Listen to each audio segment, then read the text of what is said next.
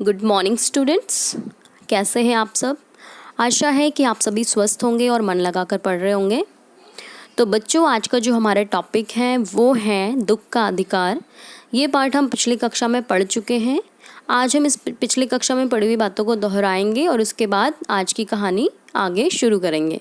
तो अब तक हमने जाना कि इस पाठ में यशपाल जी जो लेखक हैं वो बताते हैं कि मनुष्य की जो पोशाक है वो उन्हें समाज में अधिकार और दर्जा निश्चित करवाती है। यानी कि जो मनुष्य की पोशाक है वही दूसरे व्यक्ति की मदद करने में अड़चने डालती है। इस कहानी में भी कुछ ऐसा ही है कि बाजार में एक बुढ़िया रोती बिलखती रहती है और वो खरबूजे बैठने के लिए ज़मीन पे बैठी होती है, पर उसकी खरबूजे कोई नहीं खरीद रहा होता है और सब उसके ऊपर बातें बनाते हुए कहते हैं कि कैसी है ये औरत, कैसी है ये पत्थर दिल, इसके पुत्र को मरे हुए अभी एक दिन भी पूरा नहीं हुआ और ये बाजार में आकर के खरबूजे बेच रही है। तो उसके पुत्र को सांप ने जब काटा था उसके बाद क्या हुआ, उसके आगे का हम पढ़ेंगे इस कहानी में। पिछली कक्षा में हमने जाना था इतना कि जो भगवाना है बुढ़िया का पुत्र, वो खेत में जाता है खरबूजे तोड़ने के लिए ताकि वो आज खरबूजों को तोड़ करके उन्हें बाजार में बेचने के लिए जाए। पर जैसे ही खरबूजे तोड़ रहा होता है, सुबह सुबह का समय होता है, अंधेरा थोड़ा बहुत होता है, इस वजह से उसको ज़मीन पे सांप नहीं दिखता और उसके ऊपर जब उसका पैर पड़ जाता है तो सांप उसे डस लेता है और जिस वजह से उसकी मृत्यु हो जाती है। मृत्यु होने पर भी अंधविश्वास पर करारी चोट लेखक ने कैसे करी है वो देखिए। जब उसकी मृत्यु हो जाती है तो लड़के की जो बुढ़िया माँ होती है वो बावली होकर ओझा को बुला लाती है। झाड़न फूकन होता है, नागदेव की पूजा होती है, पूजा के लिए दान दक्षिणा भी किया जाता है।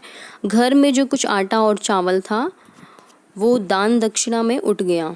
माँ, बहू और बच्चे भगवाना से लिपट लिपट कर रोए, पर भगवाना जो एक दफ़े चुप हुआ वो फिर ना बोला।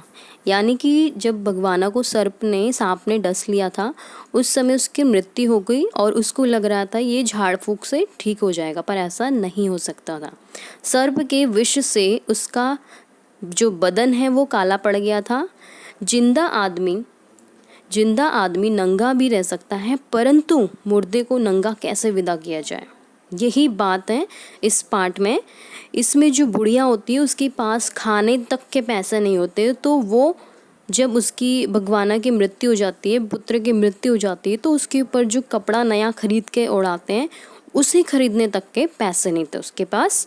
इसके लिए तो बजाय कि दुकान से नया कपड़ा लाना ही होगा, चाहे उसके लिए माँ के हाथों के छन्नी कंगना ही क्यों ना बेचने पड़े, वो होते हैं सोने के कड़े। यानी कि सिर्फ एक ही चीज़ रह गई थी उनकी, इतनी बरसों तक की जो जेवर थे वो सिर्फ यही उन्होंने बचा के रखे थे, आज उनको भी बेचना पड़ा ताकि उसे बेच करके वो भगवाना के ऊपर एक सफ़ेद सी चादर खरीद सकें। भगवाना परलोक तो चला गया, पर घर में जो कुछ चुनी भूसी थी उसे विदा करने में चली गई। यानी दान दक्षिणा में कितना कुछ उन्होंने दे दिया, पर वो फिर भी ठीक नहीं हुआ क्योंकि वो मर चुका था और उसके भीतर अंधविश्वास था बुढ़िया के भीतर कि शायद मेरा पुत्र अभी भी जीवित हो सकता है, पर वो सब दान दक्षिणा में चला गया। बाप नहीं रहा तो क्या, लड़के सुबह उठते ही भूख से बिलबिलाने लगे। उनके जो बच्चे हैं पोता पोती वो दोनों भूख से बिलबिलाने लगे। दादी ने उन्हें खाने के लिए खरबूजे दे दिए, लेकिन बहू को क्या देती, बहू को तो बुखार था, है ना। तो बहुत तेज बुखार था, इतनी तेज बुखार में वो तप रही थी कि जैसे कि तवे की तरह वो तप रही हो, और उसे वो खरबूजे तो कतई नहीं दे सकती थी क्योंकि खरबूजे खाने से और भी उसकी तबीयत खराब हो जाती। बुढ़िया रोते रोते और आंखें पोंछते पोंछते भगवाना के बटोरे हुए खरबूजे डलिया में समेटकर बाजार की ओर चली, और चारा भी क्या था, जाना पड़ा उसे। रोती बिलखती, अभी उसी पूरा एक दिन भी नहीं हुआ और वो बाजार में इस समय पहुंच चुकी थी। बुढ़िया खरबूजे बेचने का साहस करके आई थी, परंतु फिर सिर पर चादर लपेटे, सिर पर घुटनों पर टिकाए और फफक कर रोए ही जा रही थी। कल जिसका बेटा चल बसा आज वह बाजार से सौदा बेचने चलिए हाय रे पत्थर दिल। यहाँ पे ऐसे ऐसे बातें बनाए जा रहे थे सभी लोग कि कैसी पत्थर दिल है, ये माँ कैसे हो सकती है, ये तो अपने पुत्र के मरने पर भी अगले दिन बाजार में आ चुकी है अपने इनको बेचने के लिए, खरबूजों को। आगे उसको जो लेखक है उसको अचानक से एक घटना याद आती है। वो उस औरत को याद करता है उस समय जिस औरत का एक बार पुत्र मर गया था पिछले साल, और पड़ोस में ही एक मृत्यु होने पर उसकी जो माता होती, जिसका पुत्र मरा था, उसकी माता हमेशा बिस्तर पे होती थी 2 महीने तक, 2.5 महीने तक वो पलंग से उठी नहीं, और जब भी उठती तो बेहोश होकर फिर से गिर जाती। यानी कि यहाँ पे जो औरत है, जो पिछले साल जिसका पुत्र मरा था, वो गरीब नहीं थी, वो अमीर थी। वो अमीर होने के कारण ही उसको पलंग पे आराम करने को मिला 2.5 महीने, और जब भी वो बेहोश होती तो उसके आसपास हमेशा नर्स खड़ी होती थी, डॉक्टर या नर्स हमेशा वहाँ पे मौजूद होते थे।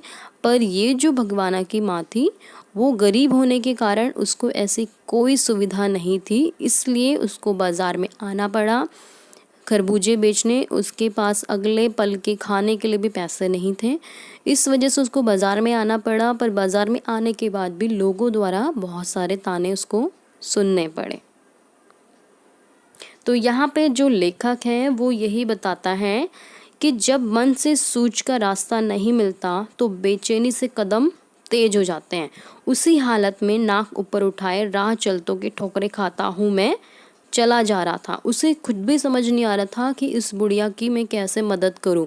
अगर वो मदद करने गया भी तो जो उसकी पोशाक थी वो बीच में आ रही थी, अड़चने पैदा कर रही थी, और इस वजह से वो भी नहीं चाहता था कि समाज में मेरी बेइज्जती हो और सब मुझे बोले कि ये कैसा इंसान है, ये ऐसी बुढ़िया के सामने बैठ के उससे बातें कर रहा है और इतने अच्छे कपड़े पहने हुए हैं इसने। तो इसलिए जो मैं सोचे जा रहा था, शोक करने गम मनाने के लिए भी सहूलियत चाहिए और दुखी होने पर भी एक अधिकार है। यानी कोई व्यक्ति अगर गरीब है या अमीर है, अमीरों को तो दुख मनाने का अधिकार है, पर यहाँ पे गरीबों को दुख मनाने का भी अधिकार नहीं है, क्योंकि उनके पास अगले पल का गुजारा नहीं है। लेखक हमें यही स्पष्ट करना चाह रहा है इस पूरे पाठ में। तो इस पाठ का जो संदेश है वो यही है कि मनुष्य की जो पोशाक है वो हमें विभिन्न श्रेणियों में बांट देती है। पोशाक ही है जो मनुष्यों की समाज में अधिकार और दर्जा निश्चित करती हैं, और परिस्थितियाँ कभी ऐसी भी आ जाती हैं पर हम जरा नीचे झुककर समाज के निचली श्रेणियों यानी गरीब लोगों को भी हम मदद नहीं कर पाते, क्योंकि हमारी जो पोशाक है, जो हमारा पहनावा है, जो हमने समाज में दर्जा पा रखा है, जो हमारे पहचान बना रखी पोशाक के आधार पर, वो कहीं मैली ना पड़ जाए, इसलिए हम दूसरों को, गरीबों को मदद नहीं कर पाते। और ये समाज में व्याप्त है सभी जगह और यथार्थ है। तो बच्चों, आशा है कि आपको ये पढ़ाया हुआ समझ आया होगा, और आपको अगली कक्षा में हम इस पाठ से संबंधित प्रश्न उत्तर भी कराएंगे। यहाँ पे कुछ प्रश्न हैं, जितना कुछ आपको समझ आया है उसके आधार पे आपको प्रश्नों के उत्तर करने हैं।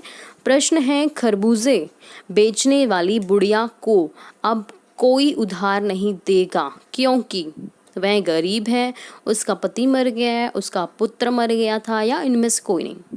तो इसका सही उत्तर होना चाहिए उसका पुत्र मर गया था, है ना। इसीलिए उसको कोई उधार नहीं देता। पता है कि भाई उसको उधार दे भी देंगे तो वो अगले पल कैसे चुकाएगी इतना उधार, क्योंकि उसके पास अगले पल का खाने का पीने का गुजारा भी नहीं है। तो इसी वजह से कोई इसको उधार भी नहीं देना चाहता होगा। पुत्र की मृत्यु के अगले दिन बाजार किसको आना पड़ा? लेखक को, पड़ोसी को, बुढ़िया को, या इनमें से कोई नहीं? तो इसका सही उत्तर है बुढ़िया को, है ना। भगवाना की माँ बुढ़िया। खरबूजे बेचने वाली बुढ़िया के बेटे की मृत्यु कैसे हुई थी? बीमारी से, दुर्घटना से, गरीबी से, या सांप के काटने से?